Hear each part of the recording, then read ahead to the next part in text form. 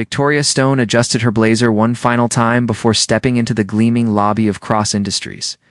The towering glass building stretched endlessly above her, each floor representing billions of dollars in tech innovation.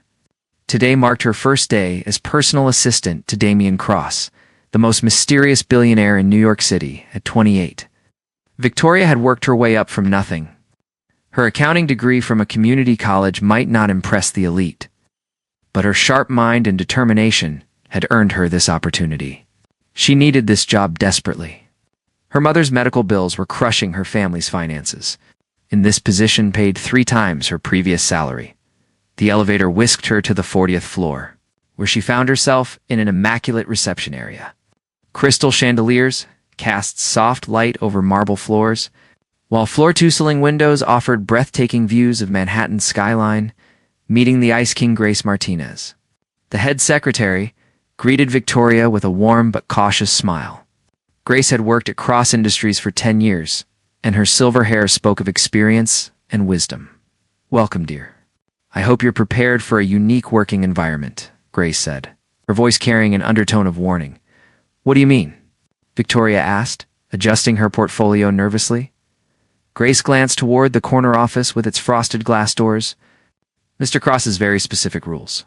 Most importantly, never touch him.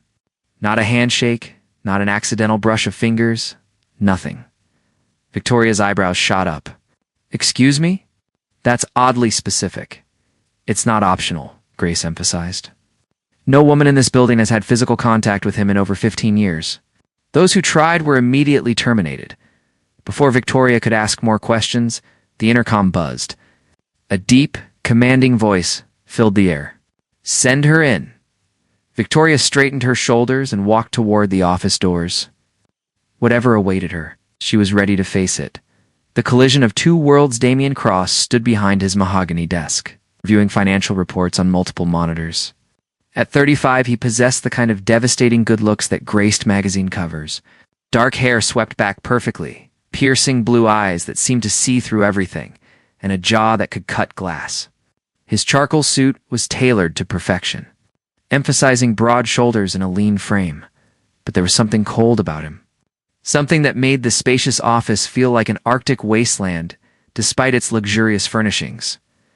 "Victoria Stone, I assume," he said without looking up from his screens. "Yes, sir." "Thank you for this opportunity," she replied, trying to project confidence. Damian finally raised his eyes to study her. Victoria felt his gaze sweep over her professional attire, her carefully styled auburn hair, and her determined green eyes. For a moment, something flickered across his expression. But it disappeared so quickly she might have imagined it. "Your credentials are adequate," he said dismissively. "Grace will explain your duties. I expect perfection, punctuality, and discretion." "Questions?" Victoria bit back her first response, which would have been about his charming personality. Instead, she asked, "What are your expectations regarding communication style and reporting frequency?" Something that might have been approval crossed his features. Direct and efficient. Daily summaries by 5 p.m. Emergency matters immediately. Understood. The first crack in the ice 20. Minutes later, Victoria was drowning in files, schedules, and complex financial documents. Damian's calendar looked like a mathematical equation with meetings scheduled down to the minute. She was trying to reorganize his afternoon appointments when her phone rang. "He needs coffee." Grace's voice sounded stressed. "The usual. Black, no sugar, temperature precisely 160 degrees. The thermometer is in the supply closet." Victoria blinked. "A thermometer? For coffee? Trust me. Just do it exactly as I said." Victoria hurried to the break room, carefully preparing the coffee to the ridiculous specifications. She grabbed a temperature gun from the supply closet, checked the coffee twice, and balanced the cup carefully as she walked back to Damian's office. She knocked and entered to find Damian on a video call with what appeared to be Japanese investors. He gestured impatiently for the coffee without interrupting his conversation about market projections and technological innovations. Victoria approached his desk, focusing on not spilling the perfectly heated beverage. As she set the cup down, Damian reached for it at the same moment. Their fingers brushed for less than a second. The reaction was immediate and electric. When lightning strikes, Damien jerked his hand back as if he'd been burned, his blue eyes widening in shock. The coffee cup tumbled, sending hot liquid across his pristine desk and expensive documents. "End the call," he commanded sharply to his screen. "Reschedule for tomorrow." The confused voices of the Japanese investors protested, but Damien had already disconnected. He stood abruptly, staring at Victoria with an expression that mixed horror, confusion, and something else she couldn't identify. "You touched me," he said, his voice barely above a whisper. Victoria grabbed tissues from his desk drawer, frantically trying to clean the spilled coffee. "I'm so sorry. It was completely accidental. Let me fix this. Stop." The command in his voice made her freeze. "Just stop." She looked up to find him backing away from his desk, his face pale and his hands slightly trembling. For a moment, the powerful billionaire looked almost vulnerable. "Mr. Cross, I truly apologize." "It won't happen again," Victoria said softly. But Damien wasn't listening. He was staring at his hand, where their skin had briefly connected, as if trying to understand what had just occurred. In 15 years, no woman's touch had affected him this way. Usually, any physical contact made him feel sick, anxious, desperate to escape. But Victoria's touch had felt warm, comforting. It's almost electric. This couldn't be happening. "The mystery deepens. Get out," he said quietly, still not meeting her eyes. Victoria felt her heart sink. On her first day, she had managed to violate his most important rule and probably lose the job her family desperately needed. "Sir, please let me explain. Out now." She gathered the soggy documents and backed toward the door. "I'll retype these reports and have them ready within the hour." Damien finally looked at her. Victoria was surprised to see confusion rather than anger in his expression. "Why aren't you afraid of me?" The question caught her off guard. "Should I be? Everyone else is."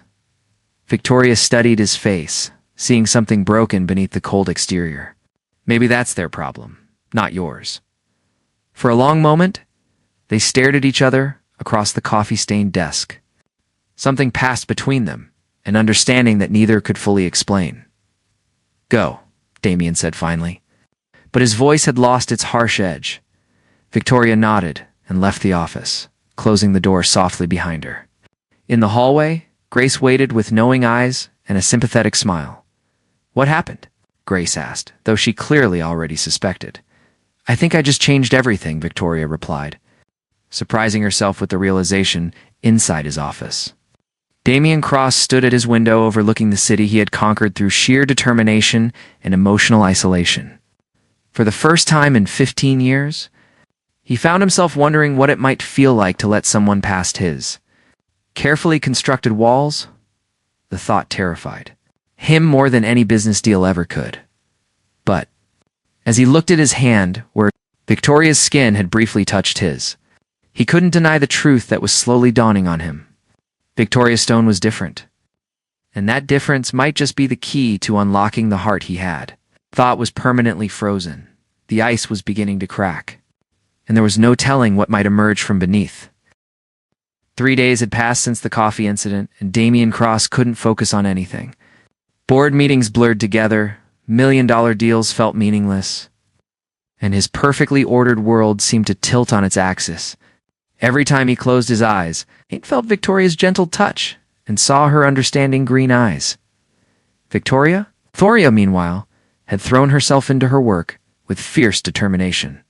She arrived early, stayed late, and managed Damien's impossible schedule with impressive efficiency. But she couldn't ignore the way he watched her sometimes, like he was trying to solve an unsolvable puzzle. The breakthrough came on a rainy Thursday evening. Victoria was organizing files in the conference room when she discovered a folder marked Personal 2010. Inside were newspaper clippings, legal documents, and photographs that made her heart ache. The headlines told a devastating story. Cross Industries heirs, fiancé dies in tragic accident. Promising young executive loses everything in single night. Damien Cross disappears from public eye after personal tragedy. The photographs showed a younger Damien, his eyes bright with happiness as he posed with a beautiful blonde woman named Elena Martinez. They looked deeply in love, their joy radiating from every image. But the final newspaper clipping showed a very different scene. A car accident on a rain-slicked highway. A life cut tragically short, and a man destroyed by grief. Find something interesting? Victoria spun around to find Damien standing in the doorway, his face unreadable. Rain dripped from his dark hair, and his usually perfect appearance looked disheveled. "I'm sorry," she said quickly, closing the folder. "I was just organizing, and I didn't mean to pry." Damien stepped into the room, closing the door behind him. "Alina Martinez. My fiancée. She died 15 years ago." Victoria's heart clenched at the pain in his voice. "I'm so sorry for your loss. Car accident." We had been fighting about something stupid. She stormed out into the rain. Damien moved to the window, staring out at the storm. "If I hadn't been so stubborn, if I had gone after her immediately, she might still be alive. You can't blame yourself for an accident," Victoria said softly. Damien laughed bitterly. "Can't I? The last words I spoke to her were angry ones. The last time I touched her was when I grabbed her wrist to stop her from leaving. She pulled away and said she never wanted me to touch her again." The pieces of the puzzle began falling into place. Victoria understood now why Damien avoided physical contact, why he had built walls so high that no one could reach him. "So you decided no one would ever touch you again?" she said quietly. "It was easier that way. Safer." He turned from the window to face her. "Until you."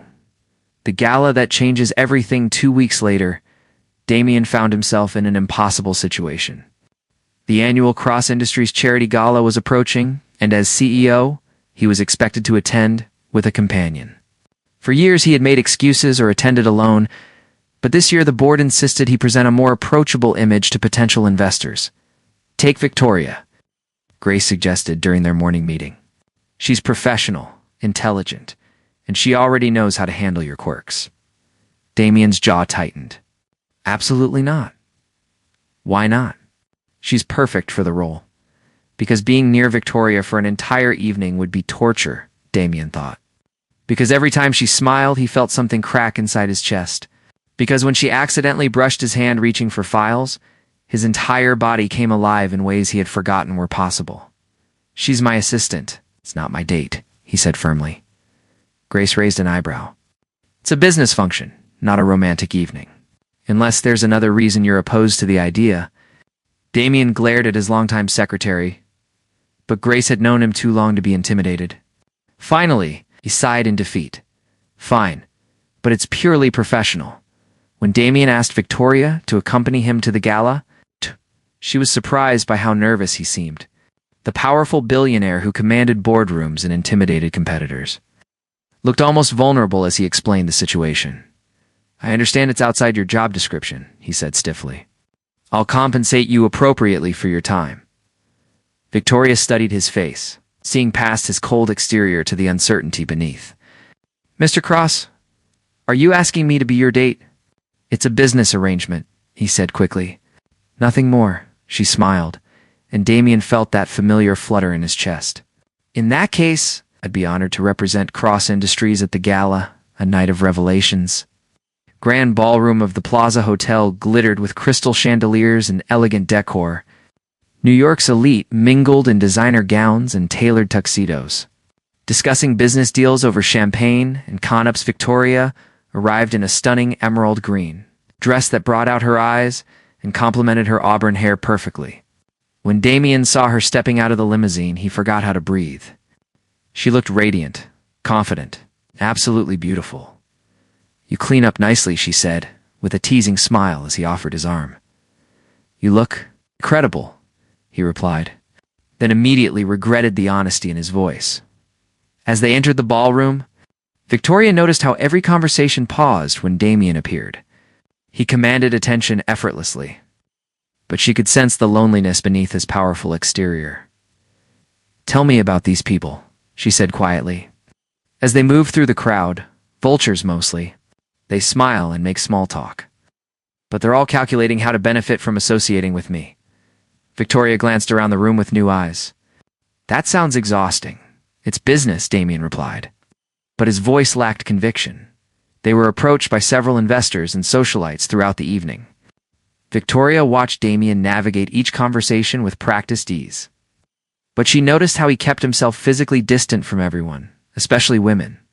When someone tried to shake his hand or offer a greeting kiss, he smoothly deflected with business cards or strategic positioning. "You're very good at that," Victoria observed during a quiet moment. "Good at what?" Avoiding human contact while making it look natural, Damien's expression tightened. "It's a necessary skill. Is it? Or is it just another wall you've built?" Before Damien could respond, a woman's voice cut through the ambient noise like a blade. "Damien, Cross. I wondered if you'd be here tonight." They turned to see a striking woman in her early 30s approaching them. She had platinum blonde hair, sharp blue eyes, and the kind of predatory smile that made Victoria instinctively step closer to Damien. "Rebecca," Damien said coolly, "I didn't expect to see you in New York." Rebecca Hamilton had been Elena's best friend and, after the accident, had made several aggressive attempts to console Damien in very personal ways.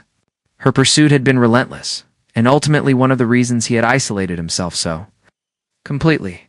"I'm back permanently," Rebecca purred, her eyes raking over Damien's form. "I was hoping we could catch up." Privately, Victoria felt an unexpected surge of protectiveness. "I'm Victoria Stone, Mr. Cross's assistant," she said, extending her hand with a bright smile. Rebecca barely glanced at Victoria's offered handshake. "How nice. Damien, surely you remember what good friends we used to be?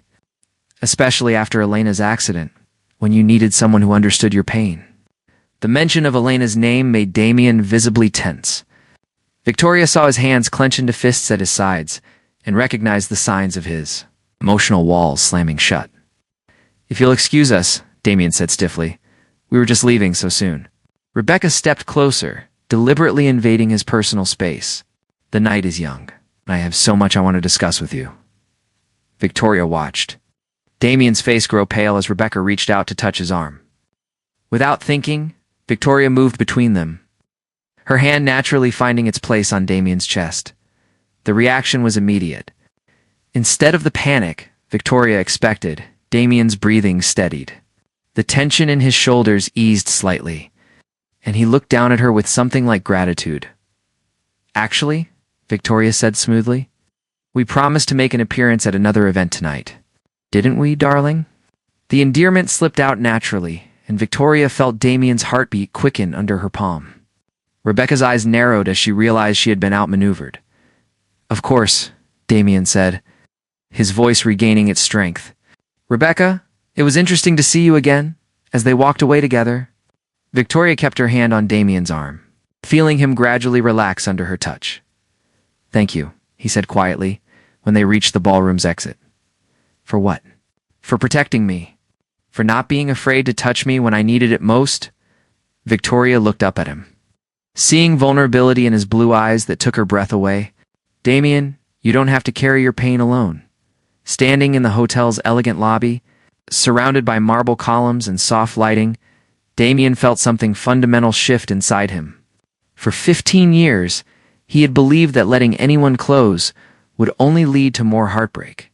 But Victoria's gentle touch and fierce protectiveness made him wonder if he had been wrong. "I don't know how to let people in anymore," he admitted, his voice barely audible. Victoria smiled, her hand still resting lightly on his arm. "Then let me show you." As they stood there together, the ice around Damien's heart continued to crack. He was beginning to realize that Victoria Stone wasn't just different from other women. She might be exactly what he needed to find his way back to the world of the living. The question was whether he had the courage to let her try. The beginning of trust that night. As Damien sat in his penthouse apartment overlooking the glittering city, he found himself thinking about Elena for the first time in years without feeling overwhelming guilt. Victoria's words echoed in his mind. "You don't have to carry your pain alone." Maybe she was right. Maybe it was time to stop punishing himself for a tragedy that was never really his fault. For the first time in 15 years, Damien Cross began to hope that his frozen heart might be capable of love again. Victoria had been working as Damien's assistant for 3 months when everything changed. The careful balance they had maintained, the professional boundaries mixed with undeniable attraction, came crashing down on a cold December morning when she found him collapsed in his office. She had arrived early to prepare for a crucial board meeting. carrying his usual perfectly heated coffee and the morning reports. But when she knocked and received no answer, she found him slumped over his desk, his face pale and his breathing shallow. Damien. She dropped everything and rushed to his side, her hands immediately checking his pulse and feeling his forehead. He was burning with fever, without hesitation. Victoria called 911, then Grace, then canceled all his meetings for the day. When the paramedics arrived, she rode with him to the hospital, holding his hand the entire way and whispering reassurances even though he was unconscious. The diagnosis was exhaustion and a severe case of pneumonia brought on by stress and lack of self-care. As Victoria sat in the sterile hospital waiting room, she realized something that terrified and exhilarated her in equal measure. She was completely, desperately in love with Damien Cross.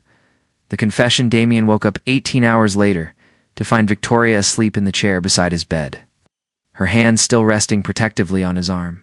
Her auburn hair fell across her face, and even in sleep, she looked worried about him. "Victoria?" he whispered, his voice hoarse from the medication. She stirred immediately, her green eyes focusing on him with relief and something deeper. "Thank God you're awake. How do you feel?" "Like I've been hit by a truck," he admitted, then noticed their joined hands. "You've been here all night. Where else would I be?" she asked, as if it were the most natural thing in the world. Damien stared at her, his heart pounding for reasons that had nothing to do with his illness. This woman, who barely knew him, had stayed by his side through his most vulnerable moment. She had touched him repeatedly throughout his medical crisis, and instead of panic, he had felt only comfort and safety. "Victoria, I need to tell you something," he began, his voice shaking slightly. "You should rest," she said, starting to pull her hand away. "No." He tightened his grip on her fingers. "I need to say this now, before I lose my courage." Victoria's breath caught at the intensity in his blue eyes. 15 years ago, I convinced myself that I was cursed, that everyone I loved would be taken away from me. So I built walls so high that no one could get close enough to hurt me. He paused, gathering his thoughts. "But then you walked into my office and changed everything." "Damien," she whispered, "you touch me and I don't feel panic. I feel peace. You challenge me and I don't feel threatened. I feel alive." His thumb traced across her knuckles. "I'm in love with you, Victoria. Completely, terrifyingly in love with you." Tears filled Victoria's eyes as she processed his words. "I love you too," she said simply. "I think I have since the day I spilled coffee all over your desk." Damien's laugh was weak, but genuine. "That was the day my carefully ordered world fell apart." "Good," Victoria said, leaning forward to press a gentle kiss to his forehead. It was time for a little chaos. The test of fire their happiness was short-lived. 2 days after Damien was released from the hospital, Rebecca Hamilton made her move. She had spent weeks gathering information about Victoria's background, and what she discovered gave her the ammunition she thought she needed. Victoria was reviewing contracts in Damien's office when Rebecca swept in unannounced, her designer heels clicking against the marble floor like a countdown to destruction. "Hello." "Dear," Rebecca said with a predatory smile. "We need to talk." "Ms. Hamilton," Victoria replied coolly, not looking up from her work. "Mr. Cross is in a meeting. I'd be happy to schedule an appointment for you." "Oh, this isn't about Damien. This is about you." Rebecca placed a manila folder on the desk with theatrical flair. "Specifically about your little secret." Victoria's blood ran cold as she opened the folder. Inside were financial documents, medical bills, and private information about her family's struggles. Her mother's cancer treatments, her father's job loss, her brother's student loans. Everything she had worked so hard to keep private was laid bare. "Impressive research," Victoria said, keeping her voice steady despite the rage building in her chest. "I know you're only with Damien for his money," Rebecca continued. "A girl from your background drowning in debt, suddenly working for a billionaire? It's obvious you seduced him for financial security."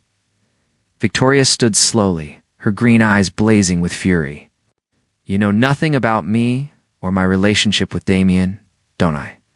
You're a gold digger, plain and simple. And when I tell Damien about your family's financial situation and how conveniently it coincides with your employment, he'll see you for what you really are." Before Victoria could respond, Damien's voice cut through the tension like a blade.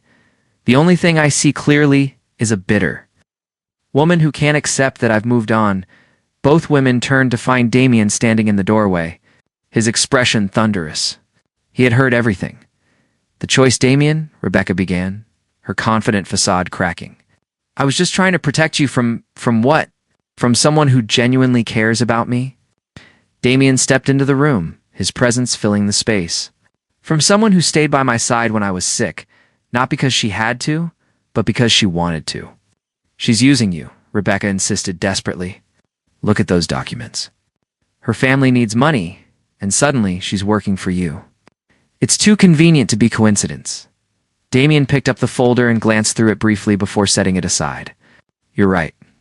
It's not a coincidence." Victoria's heart stopped. Was he really going to believe Rebecca's accusations? "It's not a coincidence," Damien continued, "because I specifically sought out someone who understood financial hardship. Someone who wouldn't take my wealth for granted. Someone who would value hard work and loyalty over social status." He moved to stand beside Victoria, his hand finding hers naturally. "Victoria Stone is the most honest, compassionate, and genuine person I've ever met. She could have asked me for money 100 times over the past few months, but she never did. Not once." Rebecca's face went white. "But she what?" "She worked 18-hour days to prove herself. She challenged me when I was wrong. She protected me at a social event where you tried to manipulate me." Damien's voice grew colder with each word. "She saved my life when I collapsed, and she stayed with me when I was vulnerable. What exactly has she done wrong?" "You're making a mistake," Rebecca said, her voice shaking with rage and desperation. "The only mistake I made was wasting 15 years of my life hiding from happiness." Damien squeezed Victoria's hand. "Security? Escort Ms. Hamilton out.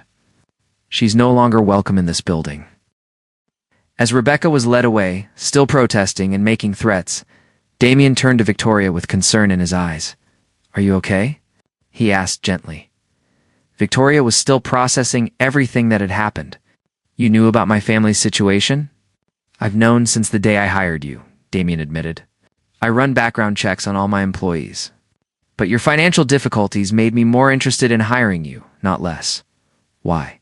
Damien cupped her face in his hands, his thumbs brushing away tears she didn't realize had fallen.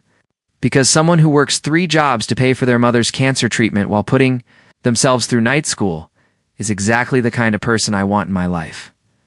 The proposal 3 months later, on a perfect spring evening, Damien took Victoria to the rooftop garden of his penthouse. The space had been transformed with thousands of fairy lights and white roses, creating a magical atmosphere high above the city they both loved. "This is beautiful," Victoria breathed, taking in the romantic setting. "Not as beautiful as you," Damien replied, and she laughed at his cheesy line. "Did you really just use that pickup line on me?" "I'm out of practice with romance," he admitted with a sheepish grin. "I'll need time to improve." "Lucky for you, I'm patient," Victoria said, moving into his arms as they swayed together to soft music playing from hidden speakers. Damien reflected on how completely his life had changed. The walls he had built to protect himself had become a prison, and Victoria had been the key to his freedom. "Victoria," he said suddenly. Stepping back and dropping to one knee, her hands flew to her mouth as he produced a ring box containing the most stunning diamond she had ever seen. 15 years ago, I lost the woman I thought I would marry, and I convinced myself that I would never love again," Damien began, his voice thick with emotion. "But you showed me that my heart wasn't dead, just sleeping. You taught me that love isn't about avoiding pain. It's about finding someone worth facing that risk." Tears streamed down Victoria's face as he continued. "You are my light in the darkness, my warmth in the cold, my reason for believing in tomorrow. Victoria Stone, will you marry me?" "Yes," she whispered, then louder, "Yes, yes, 1,000 times yes." As Damien slipped the ring onto her finger and stood to kiss her, Victoria felt like the luckiest woman in the world.